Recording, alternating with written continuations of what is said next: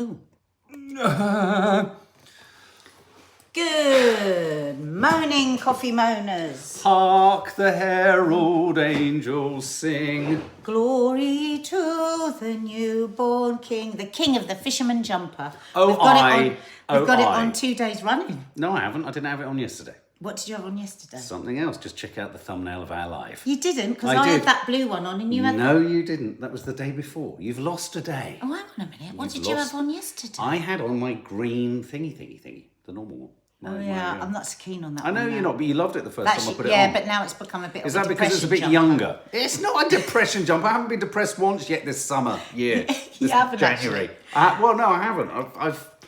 I've worked.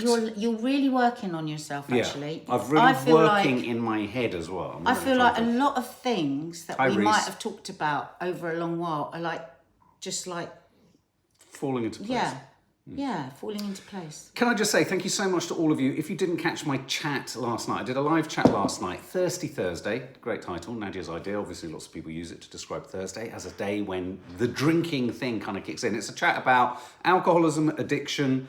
We ended up talking about almost the 10 defining factors that make you an alcoholic, but we talked about dry January. And the only reason I've popped it into Coffee Moaning this morning as well is just another article, ironically, landed this morning about how bad dry January really can be in quite an acute fashion. I kind of tickled at the edges of it last night, saying it's not necessarily the right thing for actually the people you'd think it was most aimed at. So we're going to talk about that.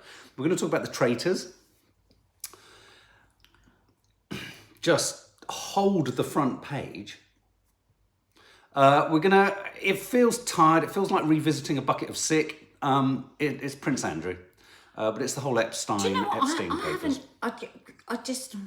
Mark was very sweet. He did all the work this morning because I wanted to do yoga. So I'm not that au fait with what's going on the next stage with Prince Andrew. I haven't read anything yet, so you'll have to fill me in. Okay, and of course Oscar Pistorius is freed today, and that's less about the fact that it's all legal and it's all right and it's the system, and if you serve whatever your sentence in South Africa, you're entitled to parole at the halfway point, or to be freed at the halfway point. You know, is it Reva Steenkamp. I want to get her name correct. You know, even her family say we recognise the due process and all of that. But it's more about how does this leave you feeling? You know, if you know that he's murdered your daughter, you know. So it's a big news because it was a massive news story. I mean, Maddie was remembering it. You know, lots of people really remember that story, don't they? Dina watched it. Oh my God, it was a huge story. Yeah. And Dina was absolutely gripped to the trial, as many people were. I mean, it was watched, oh my God, in the finest detail. I think it was as big at the time as Johnny Depp. I was going to say Johnny Vegas, Johnny Depp. And and people were swinging back and forth the whole time as to whether they believed him or not. Because, of course, the prosecution set him out as like a very violent, womanizing, egomaniac. But the defense at the time, the story was also incredibly believable. So people were just torn between these two stories. I mean, it was just so divisive, wasn't it? Well, people were one way or the other. Lots of cases like that. It's like the McCanns as well. You know, people are so sure on one side or the other. Well, I'm going to throw a sort of inflammatory item into this debate, because I agree, and I think it was kind of. But I think for the wrong reasons. Does anyone else feel that this could be possibly the case? I think some people fell down on the side of Oscar Pistorius because he was good looking. And it sounds really shallow, what I'm about to say. There is such a thing as pretty privilege. Yes. It's a real thing. And I think, do you think... But she was stunning too. She was stunning, but do you... I worry that so many people were enamoured with the story. With the glamour. Because of not just the glamour, but also wanted to kind of think that he could be innocent. Or that even if he wasn't necessarily innocent, it wasn't so bad because he was so good looking. Well, it's interesting that you say about the good looking. I thought it would be more about his incredible athleticism triumphing against the impossible. Well, yeah. I mean, he lost his parents, he was brought up by his uncle. I mean, to be the athlete that he was, I think Yeah, and that's why it was such a fascinating story. It's like what made the man. And I was always swinging between the two sides of it. Because you know me, I'm such an empath. I was like, oh my God, they were in love. She was just in the toilet. God, it is terrifying in South Africa. There are so many attacks. People expect this. You know, you can imagine you're in the pitch black, you know, you hear a sound, you just go, you shoot. So it was, both sides were just so believable, weren't they? But a couple of years ago, I didn't believe him for a minute. I did. I swung between. I really did. I was almost shocked and surprised at the time that people were finding and that's what I mean. Did you watch I think, any of the case? I did. Though? I watched a lot of it, and I looked at a lot of the evidence as well. And I really felt back at the time. I'm not saying that. I'm not saying even conversing. Oh, I about do. it, I'm not even suggesting for a minute that this is a kind of retrospective kind of, oh, is this what it could have been about back then? Of course, there's the story of his disability. There's his astonishing physical prowess and everything that went into that. But I remember when we were looking at the evidence, to me, it was patently ridiculous that, and I felt they were constructing the slimmest of kind of, you know, alibis around his perspective, his opinion. I don't know if you remember, there was all sorts of anger management issues. There was all sorts of narcotics involved, not necessarily. Absolutely. I mean, I believed he did it in the end, but I'm saying I was swinging. But I think that shadow of doubt and people wanting to believe that there could be truth in it, I want to know what was taking people there, because I think it's curious. I think so. If I was part of that jury, I would have been taking into consideration all these possibilities. We cannot know what it is like to live in a country where most people are armed, because it is extremely dangerous. You know, that pitch darkness that you get in a room in a hot country, you know, where you could be so I was kind of like, oh, you know, it could be, and you've got to think about that, haven't you? If you're a jury, you've got to, you can't just go in with your one idea. But you know, I lean always towards women. I just do, and you know, and the coercive control stuff that started to come out. God, she was so beautiful, wasn't she? So I think it was absolutely the right decision. I totally think he did it in the end, but I was swinging. But I saw a documentary a few years ago with her parents. Oh my God, you know how they talk about how, you know, to survive a child's death, a relationship. But these two, they were like, I mean, they were very honest. It was almost like they were just sitting hating each other. Her parents, they were utterly destroyed by their rage for him. I mean, and that was the first thing I thought of when I saw he was getting out. I was thinking, oh my God, how are they going to cope? It's a very strict parole. He has to stay in the house. Yeah, he's moved in with his uncle, hasn't he? He's moved in with his uncle. He has to take anger management courses. He has to sort of study, you know, gender equality and gender politics and this. And, you know, well, do you know what? All of that I was very bloody impressed with. I thought, I wish we could have a bit of that here when somebody comes out for domestic violence. I wish there was some continuity of care. He, you know, the reports, it sounds like his uncle is a very tough guy. He's no pushover. His uncle is very wealthy, but he's going to be made to pay his own way. It's not about him just going and lying by the pool all day.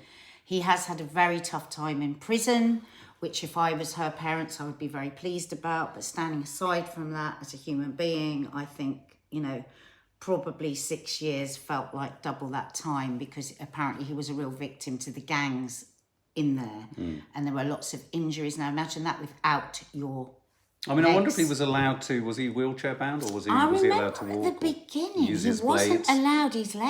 allowed his blades. I mean, does anybody know? So imagine that. Imagine his the nickname was vulnerability. Blade Runner, wasn't it?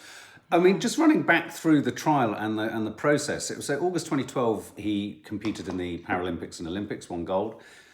The following February, so only about 6 months later, he shot dead Reeva Steenkamp. Trial began in March 2014, a year later. Judge found him guilty of culpable homicide, and he began a 5-year sentence. And then in 2015, he was transferred to house arrest. And then it was an appeal court that changed his verdict to murder, which meant he returned to prison after being sentenced to 6 years. Appeal court then increased his sentence in November 2017 to 13 years. And in June 2022, he met Miss Steenkamp's father, Barry, as part of a restorative justice programme. I've forgotten about that you went to house. Yeah, So I mean, he was in and out. Have the parents bought an appeal case? No. I mean, you know, that thing we were talking about him being good looking and about that, we find it incredibly difficult to find our heroes guilty of anything, don't we? There's so much horror in the world that we do have people that we put on pedestals, and it's so much more painful because we see them as a light of hope. You know, this person is a truly great person. He triumphed against all adversity. He was like, you know, this top athlete.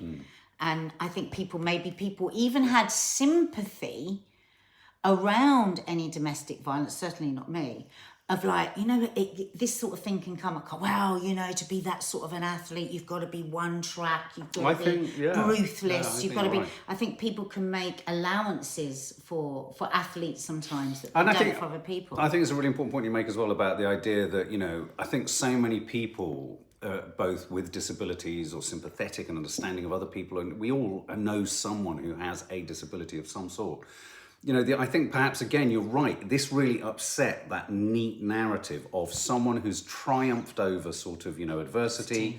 It's a great moral story. Right. He was a good-looking man as well. Can you imagine how many parents used him as an inspiration and said, well, look at Oscar. Absolutely. You know, so then you can understand that there would be a resistance to want to go down that route. I mean, I think one has to accept that in nearly all cases, you know, when you think of the Johnny Depp trial. I mean, obviously, my position on the Johnny Depp situation, you can go and check all our content, but it was pretty clear. But one has to always guard against simply tripping into a sort of loyalty or defence based simply on what you don't want to have to deal with. It's discomforting. It upsets the apple cart. It makes me feel, but that's not the narrative that I bought into. And I think we do buy into the narratives around these people. Of course we do. You know, stories, isn't it? Narratives, it's stories. We don't know these people, but we know they're fantastic stories. Which speaks to, just on that note, Somebody that you said... mentioning about the court yesterday, we should mention that shocking thing in America.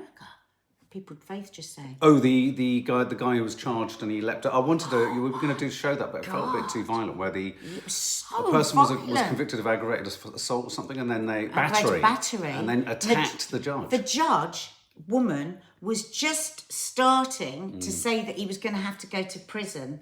I've never seen anything like it because he flew. He didn't walk. We didn't see where he was from. We just saw his POV as he flew at the judge and just smashed her to the ground, didn't he? And she was screaming. And how long did it take 4 men to pull him off? Wow, this is really interesting. Absolutely horrifying. Yeah, sorry, I didn't want to jump. Christopher Cundall, hope you're very well, Christopher. Christopher, this is fascinating, Christopher. I hope you don't mind me sharing. I mean, I think this is publicly known, and you state it here that you are in a wheelchair now. Christopher Cundall says, before the case happened, my accident hadn't happened. So I was very strongly saying he is guilty. After my accident and becoming paraplegic, I could see a slight sympathy of being disabled and how things are different. Wow. Well, that's what I thought. I thought, Christopher, you know, when everyone was saying, but how would he know? I said, so he didn't have his blades on. It's pitch black. He hears something and he runs and he shoots.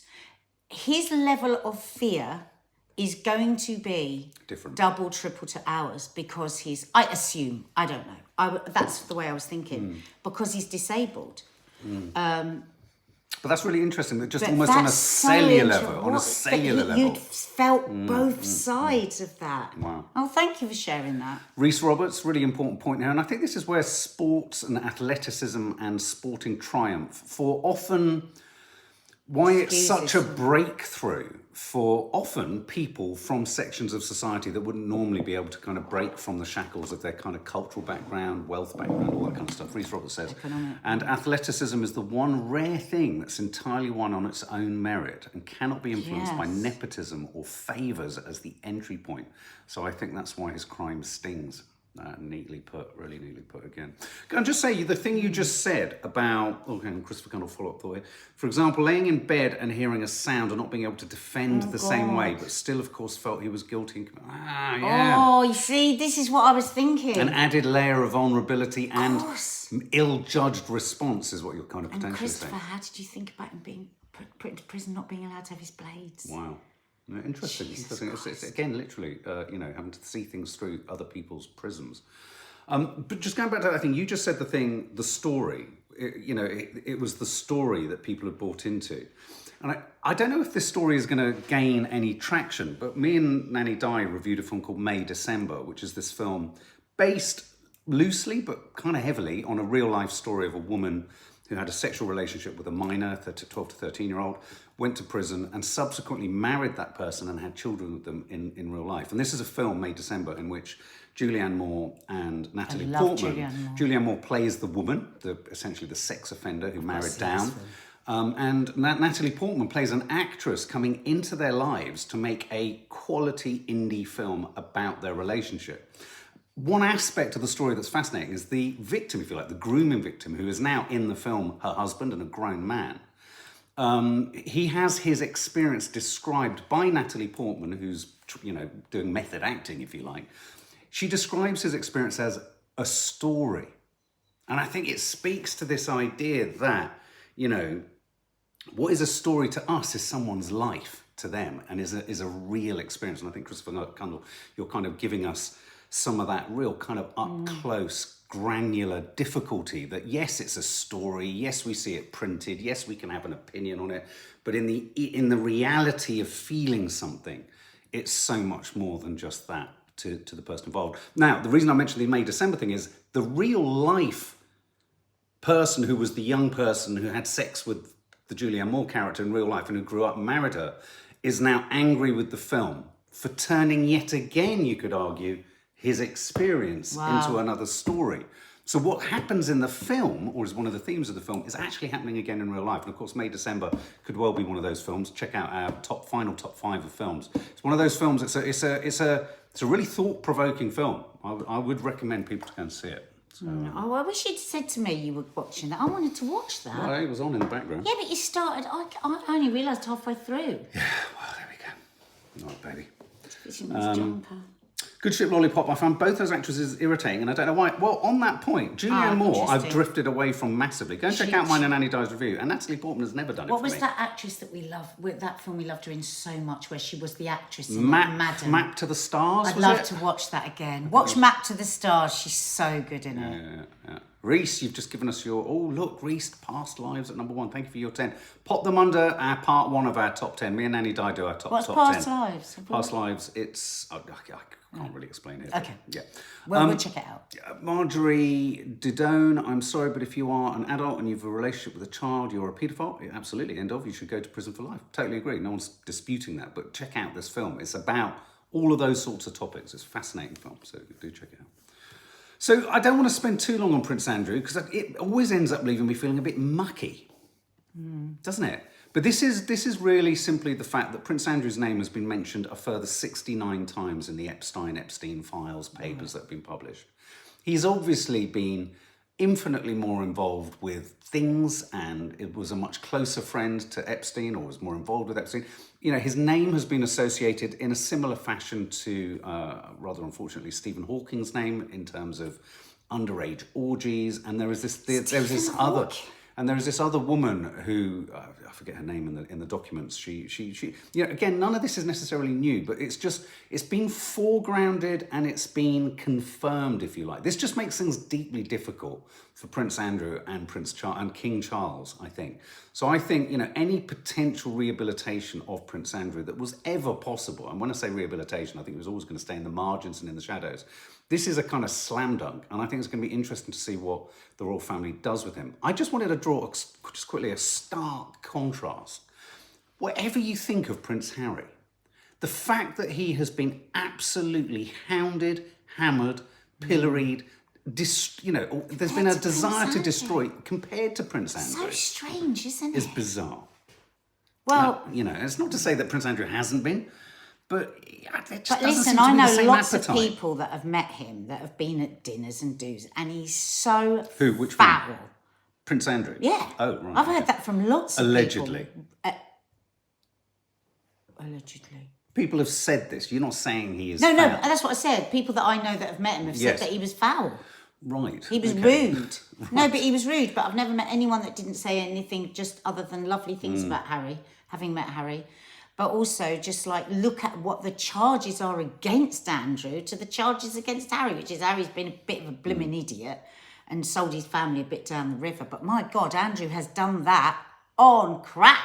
Well, Prince Andrew has now been re-reported to the Metropolitan Police after being named as taking part in an underage orgy on Jeffrey Epstein's island.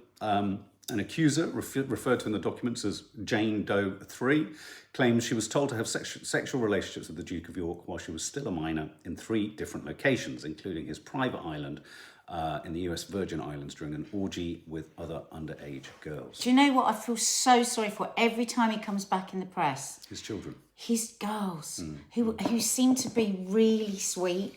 And Sarah Ferguson, I mean, everybody at ITV's met her because she comes, she's just so lovely. And she 100% believes him. And, you know, it's just such a shame. Well, it's the ripple effect, of course, first and foremost, victims, but then the other victims outside of these people that allegedly do these things. And it looks like Sarah Ferguson could well be in Celebrity Big Brother. She looks like she's going to be the big scalp, the big scalp that they're going for there. Okay, let's just quickly talk about. I don't think we're going to get to the I traitors. really don't think she should do that. We're going to get to the traitors in a minute. So I don't think she will do it. The downsides of dry January. This is a piece in LBC published this morning. 100,000 people swapping. Now look, dry January, as we talked about last night, isn't necessarily dry January. If seen as something like, I don't know, cutting out carbs or taking a slight dietary shift or adjusting your nutritional intake and all that kind of, but I mean, it can be seen as a lifestyle choice for people who just are simply feeling like, I'm drinking too much and, I need to have a break and I did too much in December. All the research shows that more often than not, people who do dry January or Stoptober go nuts the month afterwards.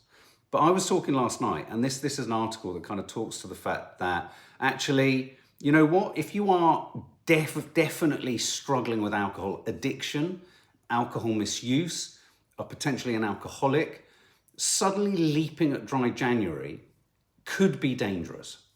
For the very simple reason that two main reasons. You could have withdrawal symptoms and it will be a shock to the physical system. But you can also have withdrawal symptoms aren't just about the DTs and the physicality of it. More often than not, when people have massive drinking issues or addiction issues, they're covering mental health issues. And what you do is you remove, albeit a flawed, if you like, veil that covers it, you remove it. Well, you're removing your medication. Exactly. The wrong medication. But, as they famously say in AA, the best thing about getting sober is you'll get your feelings back. And the worst thing is that you get your feelings back. Now, you were lucky enough to go to rehab. There's no shame in that. And so that was very taken care of, wasn't it? And also, I was taken care of as well as the partner of. Because it's incredibly difficult for the partner of somebody that suddenly gives up drinking. There is a phrase, dry drunk. And honest to God, the dry drunk can be worse than the drunk because what it means is they've stopped their self-medicating and they're hanging on like this. And it can just be unbearable. There was periods of time when Mark kept trying to give up drinking before he got proper help. 20th year of sobriety this year. This year we're going to go big on it. Let's crack open some champagne. Do you know what we usually do on his sober birthday? We go to a pub. It's my gallows humour. Because he likes humour. it. It's his gallows humour. But to both be held in a way and by the group, because you're going to a group, you're going to AA, you're going to Al-Anon, and still it's tough. So I always say to Mark every January, I say, I just feel a bit worried about all those people. Like you say, there's going to be people that say, I've got to give my liver a bit of a break. But there's going to be people that are scared that they've got something bigger going on. And the thing is, you start counting down to the end of the month and then you go crazy. I would recommend 100 days myself. I would go so far as to say that if you can entertain the thought of dry January or Stoptober and you don't enter a cold sweat or panic about it, you're probably not an alcoholic. So you're probably doing something that will just, across the arc of the year, be hugely beneficial to the body. I would say that if you feel the need to, or that perhaps you drink too much, maybe the thing not to do is to then go into a sort of extended binge moment of February being complete overindulgence, or November being overindulgence too. So I think. One of the other aspects of the whole kind of dry January thing is that, and we do check out the live last night because we ran through sort of almost Tim Reed. Mark's you're in the doing fellowship this too. Every Thursday, aren't you? Yes, Thursday evening. 8:30. I think it's interesting to go through those questions to ask yourself, not if they definitively tell you that you're an alcoholic, because one of the weirdly defining aspects of you being an alcoholic, often for huge parts of being an alcoholic, active alcoholic, is total denial. It's an inability to spin around and turn on yourself. And that, for me, is the most cunning aspect of it as a disease, is it's a disease that tells you haven't got a disease. And that's its cunning, horrible, and this crafty idea way of that, screwing with your that brain. you can detox yourself in January and then you'll be free of toxins and then you can start again is a nonsense. It's just, and I don't, you'll remember people that have been with us for a while. How long was it? About, well, it was pre-pandemic, a couple of years ago. I'd done dry January before in the past and done the classic, given up after 2 weeks and boozed heavily, and it just doesn't work. And then I read this amazing book called, can't remember, it's a very complicated book. Somebody here will remember, I can never remember the title. But many of you read it, didn't you? Sure. It was the most incredibly empowering, brilliant book. I think more so for women. It's written by a woman than for men. I think it's quite female-centric. And she discussed the idea of trying 100 days, not a month. And the first month was so hard. The second month got easier. The third month, I felt incredible. And my big regret is that I told everybody I was doing 100 days. So people that knew me as it was coming towards the end of the 100 days were like, oh, so we're going to have a glass of wine at lunch. The unexpected joy of being sober. Thank you so Zoe. much. Thanks, Please get that book if you are in any way wanting to think about your drinking, because I think it was just so brilliant. And on that 100th day, everyone was like, oh, come on, go for a drink. Anyway, I didn't really want one. Went for lunch, had half a glass of wine, and you realise then just how toxic it is, because I felt like shit. I felt like I'd been poisoned. Because it is one. And then I was like in this period of weeks of just trying to get myself toxined again so I didn't feel so ill when I drank. I mean, if that doesn't tell you everything, God. Claire Scott makes a really good point. Agree. The messaging needs to be softer around dry January. It's not for people with real alcohol issues and need treatment. 30 days ain't going to cut it. I'd go so far as one of the really interesting aspects of the chat last night that dawned on me, and this is what's good. I hope they function a little bit like a share or a chair or a meeting of sorts. Where we can actually talk to each other, because obviously in AA meetings you can't cross talk. I mean, you can afterwards, but you wouldn't ever sort of say, oh, I disagree with you, or I think that, or But one of the things that came out of last night that really struck me was my only equivalent I can think of before I met you was the month I talked about last night, about traveling around Indonesia in a November of about 1999, not drinking for the entire month because there was no alcohol available, and how the addiction, the disease of addiction in my head sold to me this narrative, that if I could do it then, I wasn't an alcoholic. That's and I what went, so many people do. that month was actually just prior to what I would probably describe as the next 3 to 4 years were the worst years of my life in terms of drinking. Ironically, beautiful disaster was I met you, but that moment of sobriety, enforced sobriety, actually did me no favours whatsoever, because it sold me a pup. And my worry around dry January and Stoptober is that if you really do have a problem, it could end up doing the same kind of thing. I think Sadie C, was it? You said, I'm doing dry January just to reset and readdress my drinking habits. Brilliant. That's brilliant. But I think if after 3 or 4 days of taking dry January or doing Stoptober, there are sort of other symptoms creeping in that are really feeling quite dark and dangerous. If your feelings are starting to come up, like badly. I would say, even if you don't think you're an alcoholic or anything, I would say, when you're doing dry January, AA is totally free and there's loads of it online. Why not just sit in an AA meeting and just listen? Because you might have some light bulb moments that go, oh, God, actually.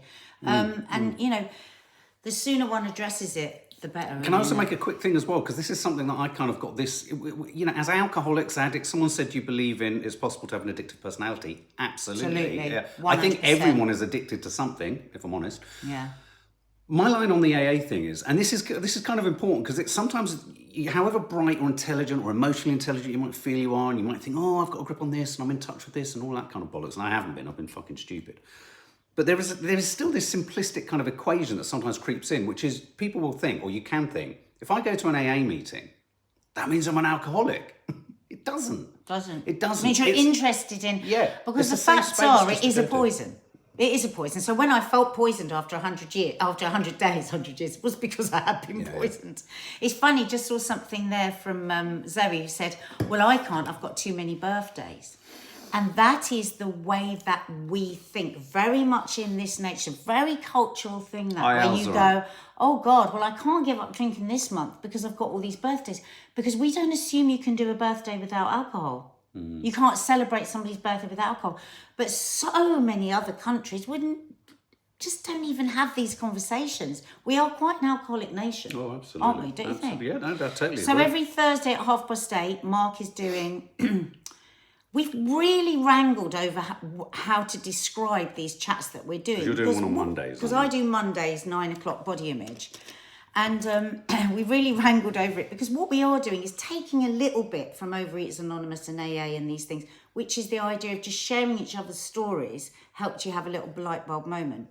So I think both people got a lot from each of them. Absolutely. So, And there's a link beneath Nadia's if you want to share more detailed sort of dilemmas or issues or stories to share. because I'm going to be reading out people's stories, not giving loads of advice or anything because I'm not a bloody expert, but we just might chat over them a bit, but then I just want people to just take what they can from other people's stories. And beneath the live I did last night, I failed to pop it up last night because I got sucked into the Traitors. I will pop up the link again, likewise, if you want to share a story and keep it anonymous. Let us know if you want to be named, but if you don't, let us know either way. We'll just always keep it anonymous, like a meeting. It's an opportunity We to share. agree, Cara. Yeah. I personally believe if everyone did the 12 steps, Well, one of my everyone would have a better relationship. So true. You don't have to be, you can just look at the 12 steps without being... Well, one of the things I'm going to do, if not for one episode, potentially, Tim, you'll be intimate with the 12 steps, I may well do an episode on each. I'm going to walk us through the 12 steps and look at what they mean in everyday life. Rather than, because sometimes you can look at the 12 steps of a fellowship and think that's only appropriate if I'm sat in a really dark room. People might think 12 steps fellowship, what Yeah, it will become clear. Yeah, it'll become clear. So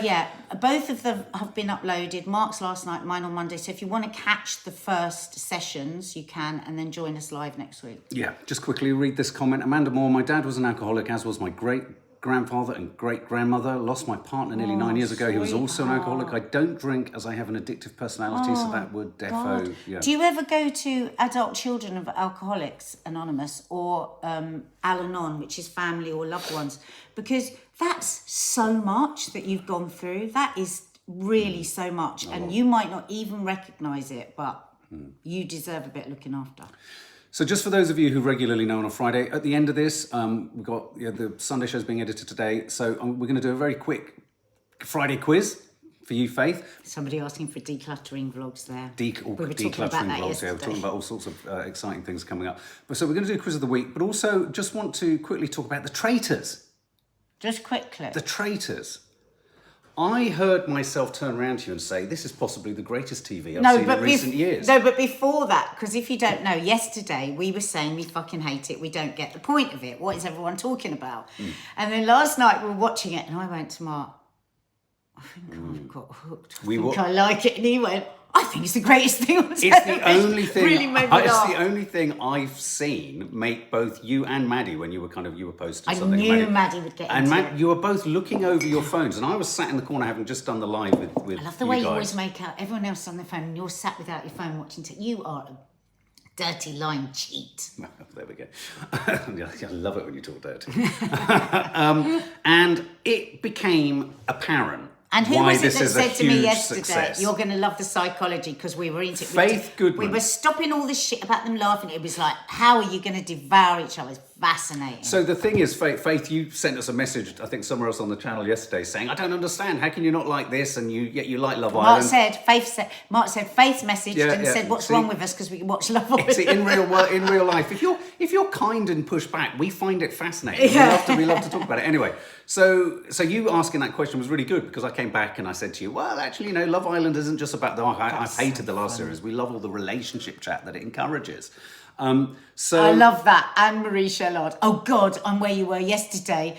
I don't want to get addicted to the bloody BBC. Well, then don't watch it. If you hated it, just stick with that. I think the bit that we hated was that sort of mainstream linking, getting all the characters in, everyone grinning like idiots, laughing like nutters.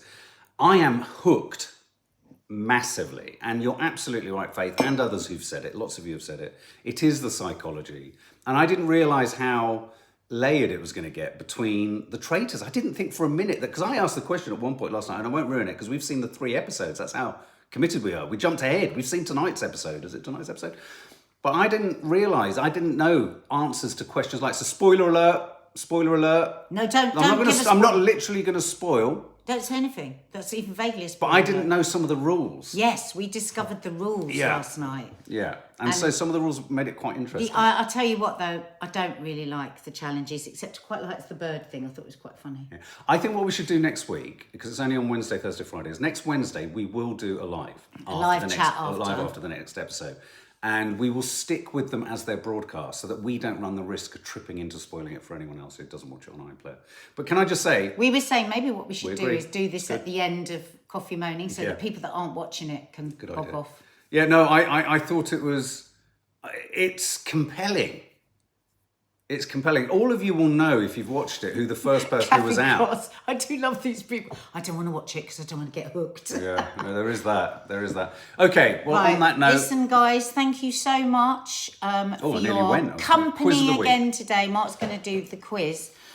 Tomorrow, Curly Cooks is at 10:30. Our new time for Curly Cooks is 10:30. We're finding it a real push in the morning with the papers and everything. So Mark will be going live with the papers at, what, 9:30? Yes. 9:30, Mark and the Saturday Papers. If you've never joined in for the Saturday Papers, it's great. It's a real rip through. It's fantastic. We find funny and serious. Dina and I, obviously Dina is fully into veganuary, so she's going to be doing some bringing a staple gorgeous dishes. Is she bringing a staple remover? God, you nearly kicked off again here last night with something else. But oh my God. So she's going to be cooking, she's going to be making that, and I'm going to be making through the month healthy but delicious Sunday show. The No Name Sunday show. How delicious was what I made yesterday? I'll tell you what, delicious, and you wouldn't know dishes. that they were like healthy or low cost or whatever. So I'll be sticking healthy, delicious, low cost meals through January. And in the Sunday show, we've got some really funny memes again from Maddie. She does a great balance of funny and funny shit, of really funny, but then really warm and really sweet. There's a couple of dog memes that she showed me that have stuck with me for so much. Honestly, from here, like Dina was round last night, and Mark and Maddie go off into his room, and I said to Dina, God, I do love the way Mark laughs, but you sound like you're going to die. Well, I feel like I'm going to die sometimes. It's so extreme from when you're sad. Yeah. All right, guys. Right, Faith. I just want to stay here on your shoulder. Oh, well, you can, and I can talk in a deep, gravelly voice, and you can cuddle into my fisherman's jumper. Does it smell of fish? Why'd you ruin everything? Okay, so if you're not wanting to do quiz of the week, head off, have a lovely rest of the Friday, and we will see you. Part 2 of the top 10 films will be landing tonight, as well as over the weekend, worst films. They're all edited, they're all good to go. So let's do quiz of the week, shall we? Let's do quiz of the week, quiz of the week, quiz of the week, quiz of the week, quiz of the week, quiz of the week. So here you go. Get your pens and pencils ready, pens and papers ready. Or do it on your phone. See if you can get 7 out of 7. And let's face it, as I've said before, it's not the taking part that counts, it's the winning. So let's try and win, shall we? Let's try and win. So usually this quiz is about the news of the week. It relates, sometimes we'll have intercepted these stories, but more often than not, it's about really obscure golfers who've changed their careers and become cricketers, and about their kind of batting average, and then we don't know what the fuck's going on. Okay, Glastonbury Festival question 1. Glastonbury Festival founder Michael Eavis, author Jilly Cooper were among those recognised in the New Year's Honours list, but also receiving awards were actress Emilia Clarke and her mother Jenny, for services to charity in aid of what? A, autism, B, brain injury, or C, prevention of child abuse? To which charity, or which charitable sort of endeavours were both Emilia Clarke and her mother Jenny awarded honours to? What charitable kind of area have they been sort of helping with? Is it autism, brain injury, or prevention of child abuse? Lots of you coming in here with B. Reese Roberts, B. Matt Roth, B. Lots of you saying, yeah, you're absolutely right. It's brain injury. Question 2. Billions of people around the world saw in the new year with parties, shared kisses and reflection. No, they weren't looking in mirrors. Among the biggest events was the annual celebration in New York's Times Square. Which of these rappers was there to help welcome 2024? Was it A, Doja Cat, B, Lil Nas X, or C, Megan Thee Stallion? Which of those rappers was at New York Times Square to see in 2024? Was it A, Doja Cat, B, Lil Nas X, sorry for any rapper fans there for me pronouncing it, I'm sure it's pronounced in a different way there, or Megan Thee Stallion? Faith Goodman going for a guess. What did you guess? B. Is that good? No. You'd think maybe it was the most awkward one to pronounce. It was C. It was Megan Thee Stallion. Megan Thee Stallion. Katie Johnston, you're right. Question 3. Denmark's Queen Margrethe II announced her surprise abdication in a New Year television address. She'd been on the throne since 1972. Who did she succeed? Who was on the throne before her? Who was the King of Denmark? Was it Christian IX, King Frederick IX, or King John I? Who was on the throne? Who did she succeed? Who was on the throne before her? Was it A, King Christian IX, B, King Frederick IX, or C, King John I? Nick White, her dad. Good answer. But which of those three was her dad? Question. Joni saying C, John I. Kathy Cross, guess here. Georgina's, good guess. Good guess, Georgina. It's Frederick IX. B. Question 4. Venice announced a ban on loudspeakers. Tori, if you're here, this is for you. Venice announced a ban on loudspeakers and tourist groups of more than 25 people in a bid to ease the impact of mass tourism on the Italian city. It's sinking, isn't it? And in fact, you might have seen last year, there was footage of tourists falling into the canals from their gondolas. So which of these other measures has the city not adopted in its effort to curb tourism? So which of these has it not adopted? Meaning that the other two it has adopted. So which of these hasn't it adopted? A, a ban on recreational boats. B, a fee for daily visitors. Or C, no waiting zones in photogenic spots. Which of these haven't they enacted? A, a ban on recreational boats. B, a fee for daily visitors. Or C, no waiting zones in photogenic spots. Oh, lots of you saying C for the photogenic spots. I guess if you remove C, you've removed the entire purpose of visiting Venice. No, you're all right. Yeah, it's C. Question 5. 16-year-old dart sensation Luke Littler fell just short of winning the championship. Which of these other teen sporting sensations was younger than Littler when they won their first major title? Here we go, sporting question none of us are going to ever know the answer to. So which of these sporting champions were younger than even Luke Littler when they won whatever their title was? Was it A, Simon Biles, B, Martina Hingis, or C, Pele? Okay, I know two of those names. Was it A, Simone Biles, B, Martina Hingis, or C, Pele? Rio Chap saying Pele. Sadie C, no idea. Leah Carter saying C. Faith Goodman saying Pele. Joni saying Martina Hingis. It is Martina Hingis. It's B. B. Well done, Dawny Harvey. Question 6. Miley Cyrus had the biggest song of last year with the breakup anthem Flowers that attracted 198 million streams, according to figures released by the UK record industry. But which of these tracks was not in the top 10 singles of the year? So which of these tracks was not in the top 10 singles of the year? Was it A, Boys a Liar Part 2 by Pink Panthers featuring Ice Spice? Was it B, Dance the Night by Dua Lipa? Or was it C, Kill Bill by SZA? S-Z-A, or is that how you pronounce them? Is it like TMZ or SCA or SZA? Which of those tracks was not in the top 10 singles of the year? A, Boys a Liar by Pink Panthers, B, Dance the Night by Dua Lipa, or C, Kill Bill by SZA? Wonder Woman is saying A, Matt Roth is saying A, Sadie C is saying C. I'll reveal it when I get the right answer. Clue, Rachel Mason is B, Dance the Night by Dua Lipa. Anyone here got 6? Anyone here got 6 out of 7? You might have. Not a chuffing clue. Dawny, you did well on the last one. You did so well, you answered it 3 times and each one was right. B. Anyone here got 6? Rachel Mason, you've got 1. Oh, and it was that 1. Well done, you. 2, 3, says Raspberry Mojito Girl. Only 3, Katie Travers. Wonder Woman, 4. That's not bad. That's going into the weekend with some kind of dignity. Boo, got 5. We haven't finished yet, Sadie C. You could get 6. That's amazing. Faith, 2. Faith. Rachel Hardman, 0. It's the taking part that counts. It's not. It's the winning. Dale, what have you got? How are you, Dale? Love to you and all your family. Only 3. All guesses. That's it. Good guesses. Good guesses. Maybe you should go and pop a 5 on a horse today. Okay, here we go. Final question. Mickey Mouse became public property after the US copyright on the earliest version of the Disney character expired on the 1st of January. Which of these other characters also became free to use or reproduce on the same day? So this is an early version of Mickey Mouse, the one where he's sort of, he's steering the boat. Is it A, Popeye, B, Tigger, or C, Winnie the Pooh? Which other Disney character became free to use or reproduce as of the 1st of January due to copyright rules running out? A, Popeye, B, Tigger, or C, Winnie the Pooh? The wonderful thing about Tiggers, Tiggers are wonderful things. The tops are made out of rubber, the bobbers are made out of string. We're bouncy, flouncy, bouncy, flouncy, fun, fun, fun, fun, fun. The wonderful thing about Tiggers is that I'm the only one. I'm the only one. Bye-bye.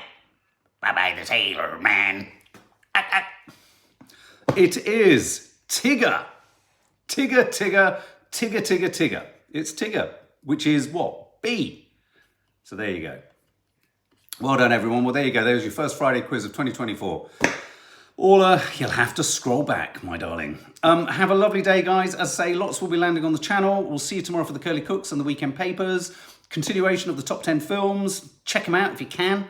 Something else is landing and something else is landing. What is there? I think there's another green figured out. There's all sorts of things landing. And the first home time of 2024. You're going to be seeing some of the kind of hangover from last year, and you're going to be getting up to date with the home times of 2024. So lots to look forward to. Have a lovely day, guys.